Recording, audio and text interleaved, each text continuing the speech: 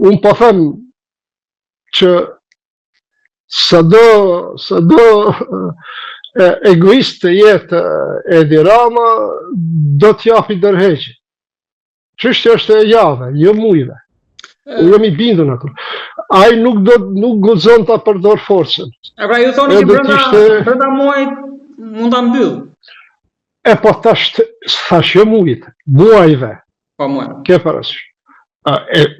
Po tisha si Sali Berisha tashti, do të bëjsha, do të munohesha ta gjeja një lider të Partisë Demokratike. Për të kapur momentin.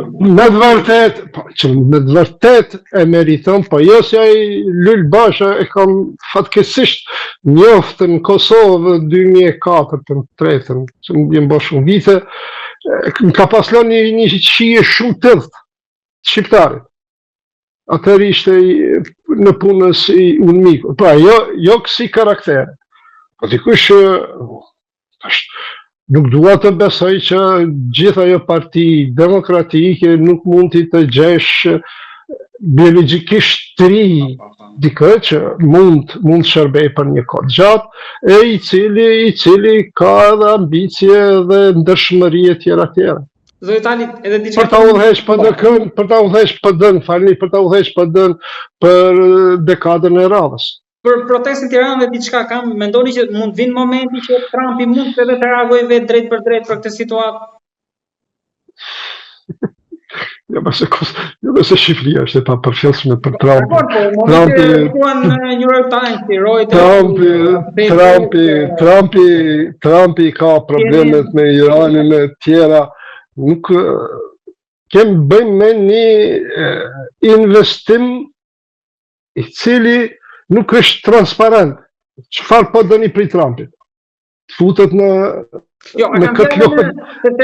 Në Beograd, pas disa protestave, kushtin I tërhoq. U tërhoq. Po këtu? U tërhoq. Po këtu kem të bëjmë unë edhe një herë po them, me një projekt, me një tender jo transparent. A din ti mua me ma spjegu se çfarë ka ndodhur aty saksisht. Unë I kam pyet disa gazetarë të Shqipërisë, disa miq, nuk dishin edhe ata me spjegu se çka ka ndodhur aty. Pra, po flasim për një investim masiv ku gazetarët, s'po flasim qytetarët e zakonshëm, pra ata që cilët e kanë profesion me ditë, nuk di me spjegu. Dhe të shapo prep. Ai projekt mund të jetë fantastik I mirë për Shqipërinë, për zhvillimin delushok të turizmit. Nëse dim. Unë nuk pe paragjykoj vetëm se procesi. Edhe Rama, nëse është fut në këso, si them, veprime, ai do të kesh një vetbesim shumë të madh. Kështu këtë kompleks e ka pasë sa të pashtoplani, e ka barazu vetën me Shqipërinë, unë e daj Shqipërinë e mes me, kjo është ajo farë, kur të arrish atë megalomani. Po shikoj janë situatat e ndryshme, a I sun bëhet, ke përë, si ka edhe familjen, a I ka pas edhe familjen, të pëtanë kanë qeni fesimal, ka qeni periudhë, po jenë të është, momentin kur ti barazohësh me atë dhe bësh më I madh se atë problem është. Hë ky tender mua m'bjen me besu që Rama ka besu që unë e bëj këtë edhe se qaj kokën për asë. Kjo arrogancë është e rrezikshme. Duhet mja ullë si shthemin e atje brinat. Betet për të parë, ndoshta në ditët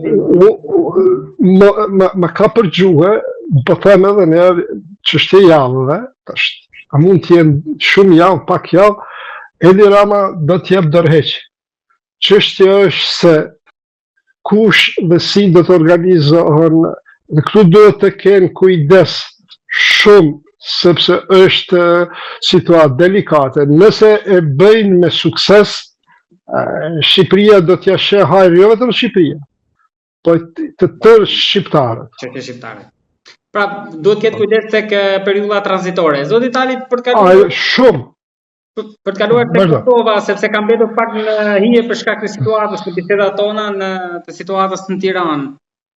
Aty Kurti, sipas gjitha gjasave tashmë do ta edhe me mbështetjen që dha diaspora, në mos gaboj 54 deputet, edhe me pakicat e komunitetit të jo serb, e formojnë qeverinë i vetëm. Tani dilema është çfarë do bëj për presidentin, se në mos gaboj do zgjidhet përpara presidentit, pastaj qeveria.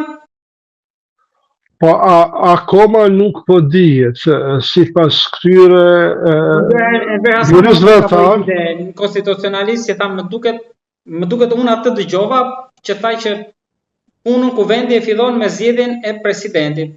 Pra aty ku ashtu pak. Pra atë që vajt në zgjedhje, pastaj kalon tek qeveria. Ky është qëndrimi. Tash ke parasysh nga Londra, për aq sa kam kuptu, ky është qëndrimi. Pra duhet fillimisht të zgjedhet presidenti, e që është goxha vështirë. Sipas disa indikacioneve, shansat, gjasat që të krijohet një koalicion mes vetëvendosjes dhe LDK-s janë rritur, por ke parasysh se brenda LDK-s ka protagonist që janë që nuk pajtohen. Hoti Dhe ashtu me 18 deputet të cilët do i ka LDK-ja, mund të arrihet duke u supozuar se gjithë deputetët janë pro dhe të gjithë deputetët e komuniteteve jo shumicë jo serbe, plus Nenad Rashiqi, i cili më duket ka kalu si deputet nga komuniteti serb, atëherë rrihet ajo shumica 81 apo 82. Po kjo është një variant dëshiror. Ka një skenar tjetër që mund të jetë Haradinaj edhe qëndroj PDK në sallë, edhe në raundin e tretë mund ta votoj. Po